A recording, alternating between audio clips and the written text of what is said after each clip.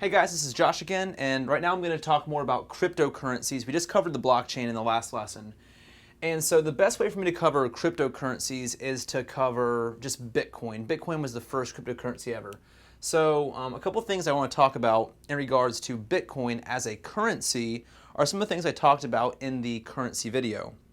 So one of these things that I said defined a currency, and in particular fiat currency or any currency like gold or anything, one was that it's a medium of exchange. So I talked about in the blockchain video that that Bitcoin and blockchain is like sending an email, but with currency. So it's a medium of exchange. It allows people to exchange goods and services with this particular medium. It's just a digital medium rather than a physical, tangible medium. Another thing is that it's a unit of account. So it's one Bitcoin, there's two Bitcoins, there's around 26 million Bitcoins that can be in circulation, and you can count each one, and they're also very divisible. So that's one thing in particular that I talked about in the currency video is that the US dollar, for example, is very divisible. It goes between 1 cent and $1. But Bitcoin's actually much, much more divisible, and most cryptocurrencies are very, very divisible. So as an example, one thing you'll hear a lot is the word Satoshi or Satoshis. And this refers to the 8 decimal places after Bitcoin. So we can have one Bitcoin, let's see, one BTC, but it's divisible to the point of a Satoshi, which is 1/100 millionth of a Bitcoin. So that's 1 over 100, and then that many zeros. And so that's just 0.000000001 Bitcoins. So it's very, very divisible. You can make very, very small transactions to a very finite number, and only have more efficient transactions if you need to transact 0.0001 US dollars, for example. So Bitcoin has much more divisibility than your average currency. It's also very portable. So it being electronic, it can go from one side of the world to the other very, very quickly, just like any electronic currency in the banking system. It's also very durable. It can't really be destroyed. It's all hosted on the internet. So unless the internet disappears, then Bitcoin will not disappear either. Another thing is that it's fungible. So fungible, as I referred to in the currency video, is that a Bitcoin in my pocket is the same as a Bitcoin in your pocket or in your wallet. The value isn't drastically different between one place and another. So people collectively agree that it's worth the same in one place as it is the other place. Now, it's not declared legal tender by the government, so it's not a fiat currency, thank goodness, because it's non-centralized. So this brings me to a couple more things about cryptocurrencies and Bitcoin in particular. One is that it's anonymous.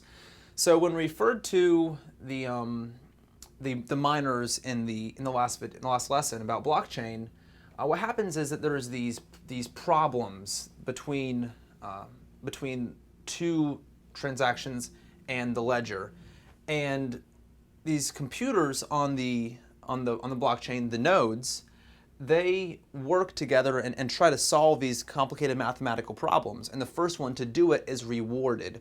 And so this is the transaction fee in the blockchain that encourages all these computers to come to it so they can get paid those fees.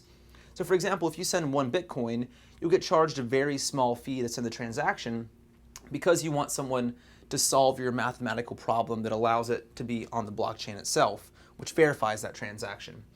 Now this produces anonymous transactions because your name isn't tied to your particular wallet. So what the blockchain might look like on the ledger, discussed in the blockchain, is you might see address 1 sends X amount of Bitcoin to address 2, and this particular miner got paid a certain amount. So there's party 1, so there's peer 1, it's called peer-to-peer transactions. There's peer 1, and let's say they send 1 Bitcoin, and it goes to peer number 2, but there's a small fee taken away, so maybe a couple hundred Satoshis is taken away and given to the node that processed that transaction and solved that problem for you that allows you to be on the blockchain. My point is that peer 1 and peer 2 are completely anonymous. And this is why some people, and a lot of people right now, still think that Bitcoin's illegal, even though it's really not. So there's anonymity here, even though everything is public on the blockchain. Other thing is that it's irreversible. There's no sending a transaction back or having a charge back. So if you're a small business owner, Bitcoin sounds kind of attractive because people can't charge something or buy something from you and then do a chargeback from their bank account because, again, there's no central authority and everything's public on the blockchain. So that's the rundown I have about cryptocurrencies and Bitcoin and just the fact that they work on the blockchain protocol. The very last thing I wanted to cover was why Bitcoin and cryptocurrencies are so much better than traditional currencies. I've talked about divisibility, and I've talked about the inability to, the irreversibility of cryptocurrencies. But the other thing is the big problems that I covered in traditional currencies, and those were centralization and inflation. And the inflation is a product of the centralization. So we already covered that blockchains are decentralized, there's no authority, and that's very, very good for cryptocurrencies, especially in a peer-to-peer, person-to-person network.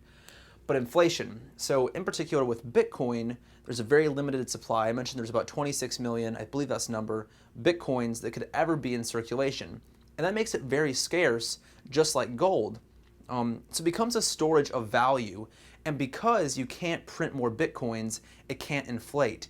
And this is why you see a lot of people in other countries, for example, I believe it was Venezuela, as their inflation just went through the roof, they began cashing out into cryptocurrency because cryptocurrency wasn't going to lose its value. There's no possibility of inflation. It can lose some value because of the market's trust in it, but there's never going to be a central inflation that allows it to go to no value whatsoever. As long as people believe in it, it will continue to have value. So that's why people in a lot of countries where there's hyperinflation are moving into Bitcoin, which just keeps adding more value to Bitcoin and other cryptocurrencies. So no centralization, no inflation, and that's why crypto is so good. And that's all I've got.